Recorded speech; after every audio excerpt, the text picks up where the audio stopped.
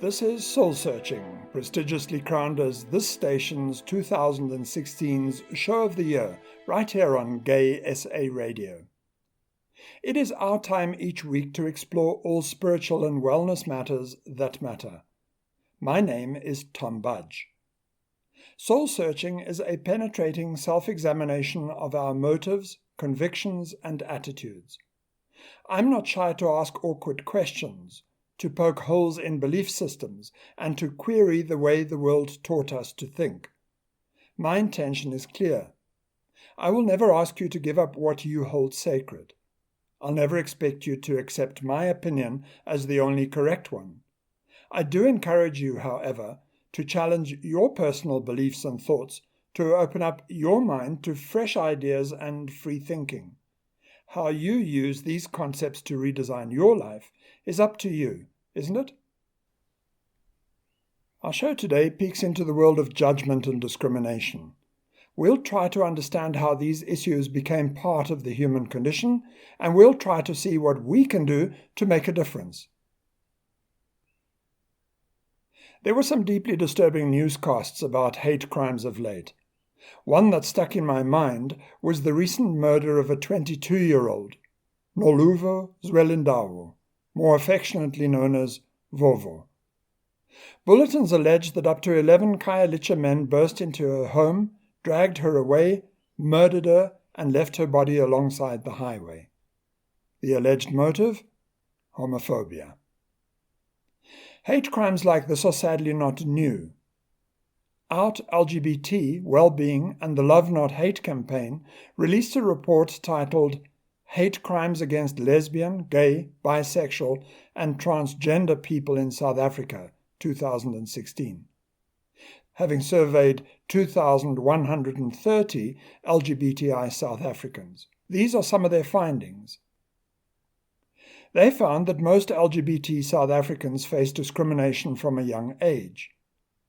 Many respondents said that they never reported cases of sexual discrimination to the police.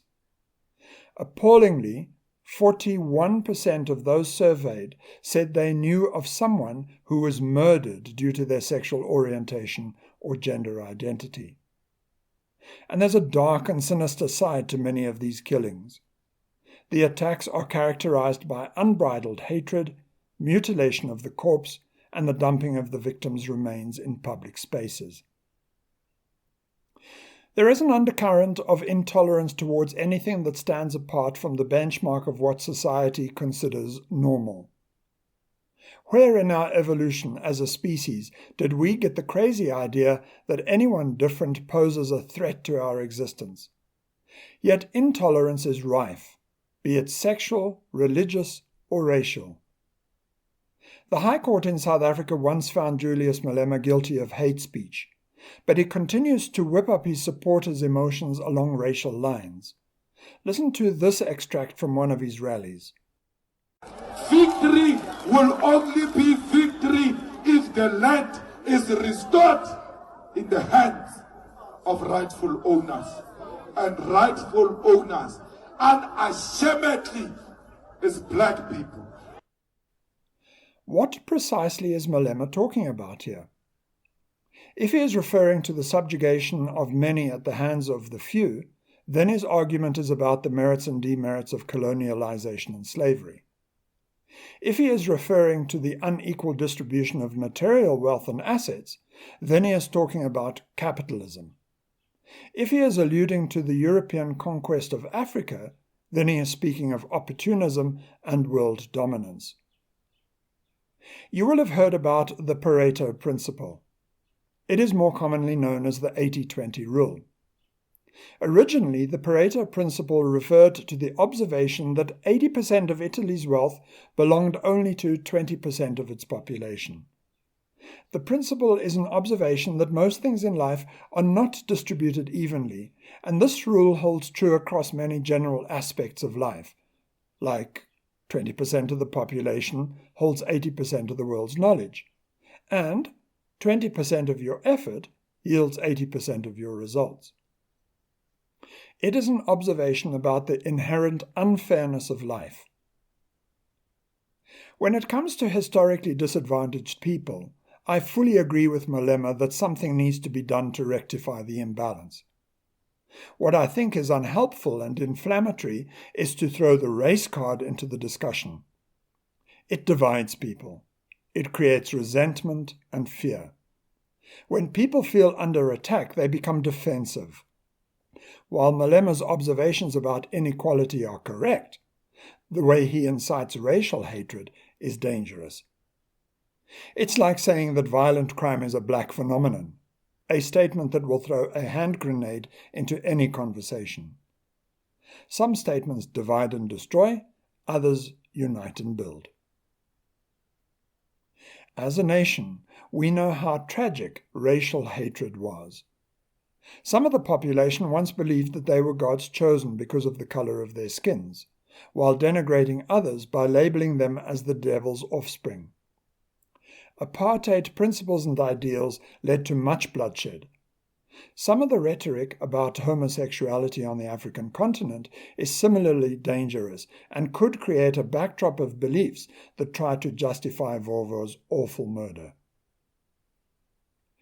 President Barack Obama talked about these dangers during his official visit to Kenya. Listen to what he said. With respect to the rights of gays and lesbians, I've been consistent all across Africa on this. I believe in the principle of treating people equally under the law, and that they are deserving of equal protection under the law, and that the state should not discriminate against people based on their sexual orientation.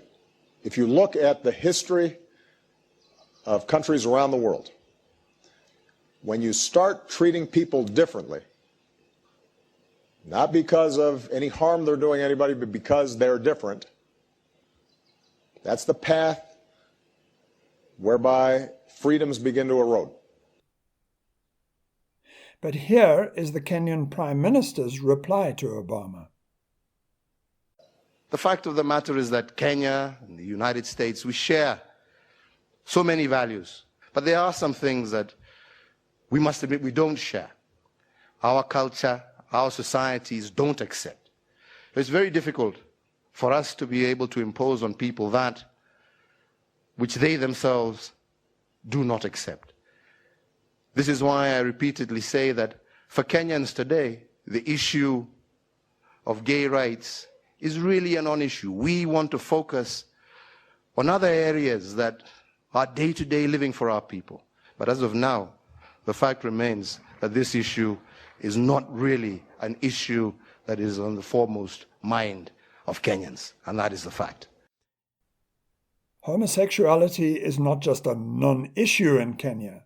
It's a crime. Sodomy laws prescribe jail terms of between 5 and 14 years for gay offenders. But there's a little twist in what President Uhuru Kenyatta said to Obama there in Nairobi. There are some things we don't share. Our culture, our societies don't accept. And it is very difficult for us to impose on people that which they don't accept. Does Kenyatta imply that gay rights are colonial values imposed on African cultures? Is he saying that homosexuality was never part of African culture and is another Eurocentric idiosyncrasy foisted upon African people? Here's the Ugandan president's comments about Obama's gay rights proposals.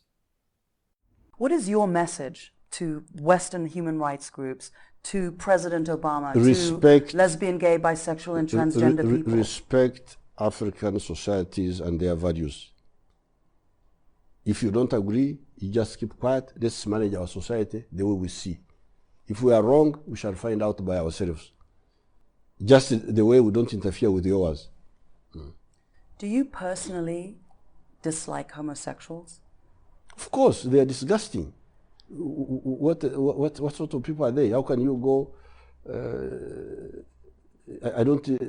I never knew what they were doing. That's how I've been told recently that what they do is terrible, disgusting. But I was ready to ignore that if there was proof That's how he's born, abnormal. But now the proof is not there. The gist of his message is clear. Respect African societies and their values. And again, the implication is that homosexuality was never part of African culture and tradition. This is also a view held by President Robert Mugabe of Zimbabwe, who, during a United Nations debate, rejected the gay rights proposals of other nations. Nowhere does the Charter arrogate the right to some to sit in judgment over others in carrying out this universal obligation. In that regard, we reject the politicization of this important issue and the application of double standards to victimize those who dare think and act independently of the self-anointed prefects of our time.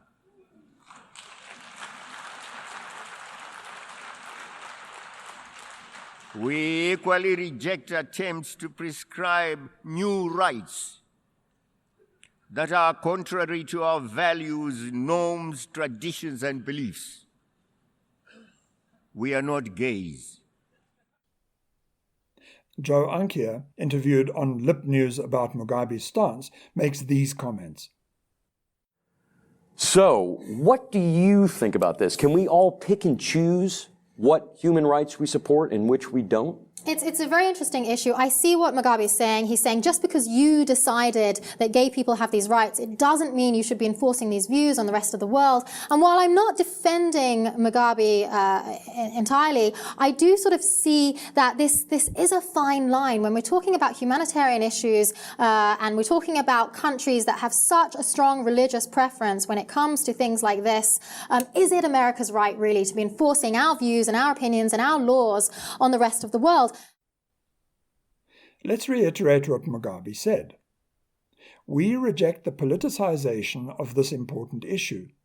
We equally reject attempts to prescribe new rights that are contrary to our values, norms, traditions, and beliefs. We are not gays. This again points to the belief that gay rights and practices are only part of colonialized thinking, and that homosexuality is not core to African values, norms, traditions, and beliefs. Now, I cannot comment on whether this is so or not because I'm not an expert in this field, but I have a feeling that narrow-minded colonialized religious beliefs that marched their way down the African continent with David Livingstone merged with indigenous beliefs, creating a backdrop that tacitly fortifies hate crimes against people who are somewhat different from others. The South African government recently published a draft of the Prevention and Combating of Hate Crimes and Hate Speech Bill, under which crimes motivated by prejudice, bias, or intolerance towards the victim on the basis of race, religion, gender identity, or sexual orientation, amongst other forms of discrimination, will add an aggravating factor to the crime. The bill criminalizes hate speech, which is defined as any form of communication, written, verbal, or physical, that advocates hatred towards any other person or group of persons, or is threatening, abusive, or insulting towards any other person or group of persons. Many of us are so compassion-fatigued and overwhelmed by the hatred and intolerance in the world, and try to cope with it through disassociation and depersonalization. We hide our feelings behind the statistics and detach from them by saying that this is at least not what's happening in my own backyard. Hide from it we may, but we need to understand where such diverse and intense hatred comes from and how we can personally do something to be the change we wish to see in the world. Here's a snippet from an SABC program, The Big Debate, recorded for the BBC in 2011. It sets the scene. Gay pride on the streets of Durban. South Africa has gone further than any other country in the world by enshrining gay rights in its constitution. But this legal protection doesn't always guarantee that people enjoy these rights in practice. This is Millicent Gaika. In May last year, she became the latest lesbian in South Africa's poor black townships to be subjected to a brutal sexual attack. Like many other lesbians, she underwent an ordeal known as corrective rape, carried out by gangs of youth who claim they intend converting their victims to heterosexuality. These attacks take place despite South Africa's laws aimed at protecting gay people. In 13 other African countries, homosexuality is also permitted by law. But in the remaining 38 African nations, being gay is a crime. In 3, it is punishable by the death penalty. Nowhere is the debate more polarized than here in Uganda. It is a sin. You can't have sex with another man. This is really contrary to God. I'm also against homosexuality because it's totally against our culture. Life imprisonment. It's a fair what? It's a fair punishment. Where do these attitudes come from? One place is the church. Pastor Martin Semper preaches to students at Makerere University in Kampala. The standard is a man is to marry what? A woman, and the two shall become one. Therefore, if you have others, such as a man with another man, you have fallen short of the standard. A man with an animal, a donkey, a goat, you have fallen short of the... Jesus laid the standard. Last year, a Ugandan newspaper published the names and photographs of 100 alleged homosexuals and called for them to be hanged. The newspaper's editor, Giles Muhame, claims that homosexuals in Uganda recruit young people, encouraging them to be gay. It's this practice which he says justifies the death penalty. In my view, I also support this man. They should be hanged. You'd like to see homosexuals? Yes, and the hanging should be public. The newspaper's publication of the identity of alleged homosexuals coincided with a new anti-gay bill introduced into Uganda's parliament by lawmaker David Bahati. It calls for life imprisonment for homosexuals and the death penalty for aggravated or repeated cases. If his bill were to become law, all Ugandans would be required to report homosexuals to the authorities. Similar anti-gay initiatives continue to be discussed in other African countries. Sylvia Tamale has conducted research into the history of same-sex relationships in Africa. She rejects the view that homosexuality is un-African. Gay people have always lived among communities. Everyone, in the village would know that so-and-so, sleeps with another man. But they were not vilified. They were not praised, but they were not vilified. That's my point. So all these anti-gay sentiments came from outside. Najib is a gay Ugandan man who lives in the slum of Bwaise in Kampala. He runs a support group for young gay men and women in his area. He believes that Uganda's lawmakers have their priorities wrong. We are gays because we are made to be gays. It's what we feel. The way you can't stop Bahati from being a straight guy to turn to be a gay is the way he can't stop me, or he can't stop us from being gays. This is our life, and this is my life in particular. I really love it, and I'm really proud of it. I really feel comfortable with guys. I've never felt women. So how will you force me to feel something? We've seen how intolerant the world can be to anyone who doesn't match up to society's norms and standards. We may celebrate legislation like the South African Constitution that upholds human rights and the proposed legislation outlawing hate speech. But we are also seeing a resurgence of conservatism, as proven by the American population's vote for Donald Trump as their president and Britain's will to leave the European Union. These seem to be knee-jerk reactions against the ideas of collectivism, sharing, and tolerance. Where, as a species, did we learn to be afraid of differences? How can we change this reactionary pattern of fear? In the beginning, a long time ago, humans were an intrinsic part of nature. I've just returned from a delightful trip into the bush and marveled at how nature is in perfect balance. There's been a lot of recent rain which broke the drought, and the plant life responded quickly to this change. With an abundant food source, all other nature started to bounce back too. The universal laws of nature are the ones of survival of the fittest and natural selection. In hard times, weakened animals die off. Only the strong survive to pass their genes on to future generations. Seasonal hardships toughen genetic makeup, and this leads to stronger, more adaptable animals. If we liken, as is done in the Kabbalah, God to the sun, then everything that God gives, nature utilizes. It's a reactionary force that keeps balance amongst all things. God gives, and nature takes. I suspect that this is the symbolic meaning of the Garden of Eden. The garden is a metaphor describing the perfect balance of all natural things, and it epitomizes the state of perfect balance that the earth was in at that time. Part of that perfect balance was the very cycle of birth, life, and death, a natural rhythm that governed everything. It's hard to imagine prey and predator in the Garden of Eden, but it must have been like that. Just as life gave us the mechanism of flight and fight to promote survival, so did it supply endorphins to allow animals to surrender to the fate of being preyed upon. Early hominids were part of the balance of life, part of the Garden of Eden. These primitive humans were as reactionary as all other life. However, that was not nature's long-term intention.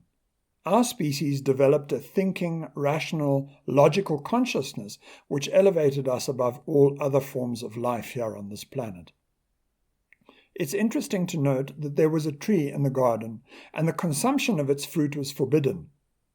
It, ironically, was the tree of the knowledge of good and evil. What does this mean in this highly encoded symbolic metaphor? Well, let's put it plainly. The knowledge of good and evil means the ability to judge and to discriminate between things. There's no point in comparing something against itself, but it adds layers of meaning to our comprehension when we compare something against something else.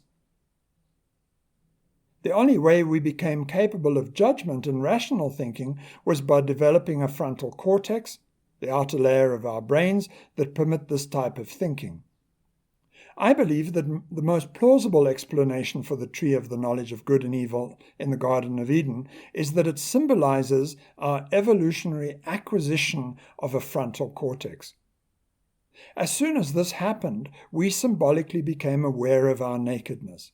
We became capable of comprehending things differently, and with it, the capital vices or cardinal sins entered into our consciousness too.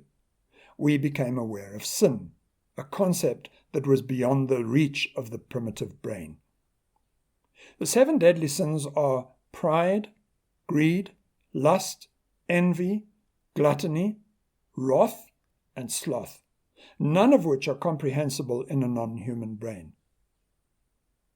By developing a frontal cortex and having the ability to comprehend and indulge in the 7 deadly sins, we figuratively barred ourselves from the paradise conditions of the Garden of Eden, and set ourselves on an evolutionary wandering through the wilderness.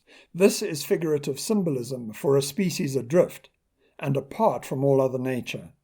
Its destiny is held in the ingenuity of its own human mind. Our physical bodies still faithfully plod along the evolutionary pathway, obediently following at least one of the universal laws of nature, that of natural selection. However, the other law, the survival of the fittest, no longer controls us. For humans, it is now a case of the survival of the shrewdest, not necessarily the survival of the fittest. Our medical skills alter the course of nature, giving the weak tenure and longevity. If the Garden of Eden represents the perfect balance of nature, and the tree of the knowledge of good and evil stands for our evolutionary development of a strategic brain, then there is still hope in the biblical prophecy of a paradise regained. How? Well, there wasn't just one tree in the Garden of Eden, but 2 of them. The other tree was the tree of life. The Bible speaks very little of the tree of life. In Judaism, the tree of life is represented in several examples of sacred geometry and is central to the Kabbalah teachings, where it is represented as a diagram of 10 points. Christian teachings believe that the tree of life might represent the cross upon which Jesus was crucified, and that life is only possible through Jesus' sacrifice. I suspect that most of the Bible's symbolic teachings are allegorical and refer to an inner spirituality which we can all attain. If I'm correct, there would have to be a process, be it spiritual, physical, and/or mental, that takes us as a species into a new realm along our evolutionary passage, to a destination symbolized by the tree of life and the paradise regained. I think that we are given clues to what this process or attitude might be. It's core to Jesus' teachings.